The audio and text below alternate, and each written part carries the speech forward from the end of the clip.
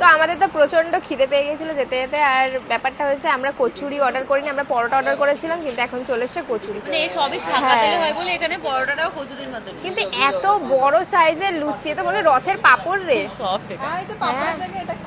আর তার সাথে রয়েছে আলু ভাজা, পেঁয়াজ আর শশা। কিন্তু অনেকের মুখ দেখলাম কেমন হয়ে গেছে খাবারটা দেখে, সবাই এক্সপেক্ট করেছিল আলু ভাজা আর ডিম ভাজা খেতে খুব ভালো লাগে। হ্যাঁ, আলু ভাজা দিয়ে লুচি ভালো লাগে খেতে। দেখো আলু আর ডিম ভালো লাগবে। আর কিন্তু অমলেটও রয়েছে আমাদের জন্য, আমার পেঁয়াজও ভালো লাগে। তো চলো খাওয়া দাওয়া করে নিই।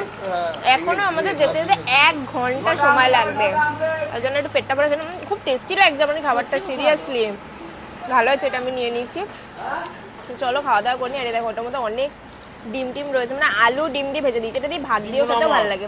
নাও নাও, তুমি তো বললে খাবে না।